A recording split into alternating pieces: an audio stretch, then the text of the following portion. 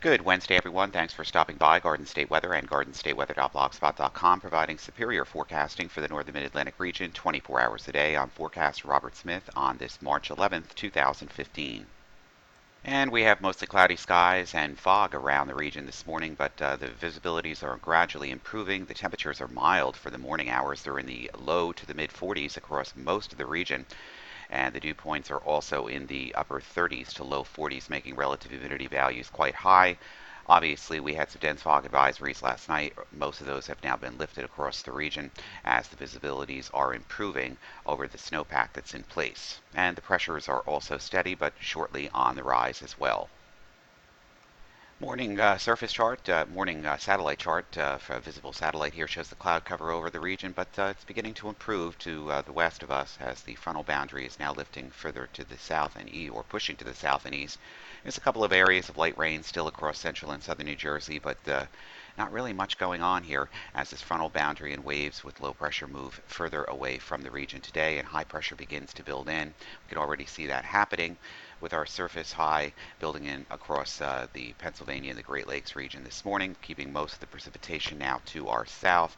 And we can see this on the chart this morning with the frontal boundary moving further and pushing further to the south as the secondary boundary moves through this morning, and then high pressure building in across the forecast region.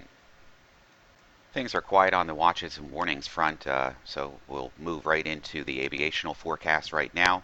And things are looking pretty good out there. We have some MVFR, still a little bit of IFR conditions across the region, and some lifted IFR conditions across the region today.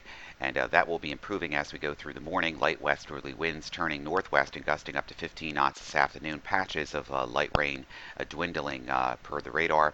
And for tonight, VFR clear and a few cirrus around the region. Northwest wind should gust 18 to 22 knots as cold air advection develops. Confidence above this is average. And for Thursday, VFR conditions expected. Northwest winds gust around 20. Friday, VFR conditions to start the day, then deteriorating to MVFR and IFR through Friday night. Mainly rain expected at the terminals with a chance for some mixed winter precipitation to the north and west of Philadelphia. Saturday, MVFR and IFR conditions expected to drop to LFI or LIFR rather, at times in rain and fog. The rain may be heavy at times during the day on Saturday. Sunday, we return to MVFR early and then VFR conditions expected during the afternoon.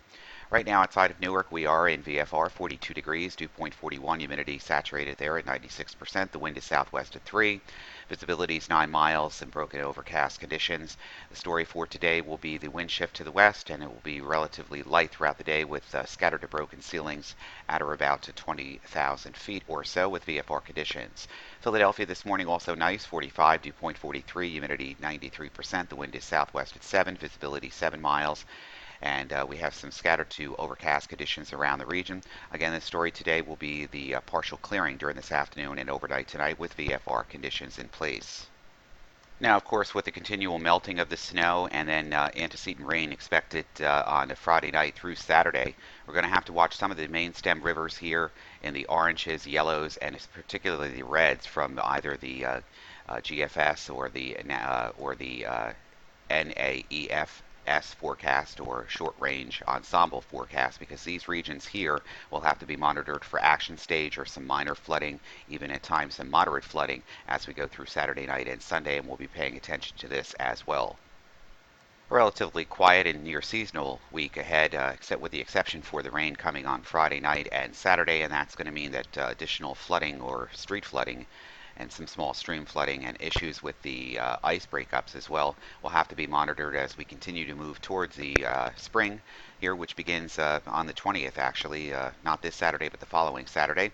Here's the precipitation moving away with generally fair and dry seasonal weather in touch for our region for Friday, for tonight, this afternoon, tonight, tomorrow afternoon. And then the high moves off the coast, and here comes the rain from the southwest. It was once thought that the high would be blocking enough to cause the precipitation to be winter precipitation, but now we see that that's not going to be the case. It's primarily rain and moderate to heavy pockets of rain around the region Friday night into Saturday afternoon. The low moves off the coast and gradually shifts its energy off the coast with a secondary boundary here, somewhat of an inverted looking trough here, hangs tough through early on Sunday morning, and all of that begins to move out And the model here is indicating that some cold enough air moves in across the region that could turn the precipitation back to snow at some point during Sunday afternoon and Sunday night, but some of the other models are really not showing that. So this is a trend that will have to be watched as the system basically redevelops here off the coastal waters and transports as it's deepening some colder air on the northwest side. So we could be looking at some wintry tricks up our sleeve as we head into Sunday night or Monday that is not indicated in the forecast at this time, but we're going to continue to monitor this trend. And then another front moves through the region early next week. That is right around St. Patrick's Day. It keeps us chilly for St. Patrick's Day, but rather benign. So everything should go off just fine for all the St. Patrick's Day parades across the region. I know some of them are this weekend as well in our local towns as well. And then basically not much weather going on for the next week or so, but generally blustery conditions and colder air, much colder air moving in by spring. And the equinox is next Friday, March the 20th, and much colder air will be filtering in just in time for the arrival. 500 millibar height anomalies through, let's say, the beginning part of March here, or the beginning part of April here, over the next 10 days anyway, to the end of the month.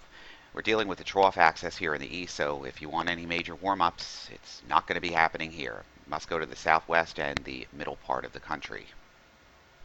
I think it's going to be one of those seasons of backdoor cold fronts and problematic forecasts going in where one area is colder and wetter than another area with a stretch of about 300 miles. So we're going to have to pay attention to the forecast coming up for next week as well.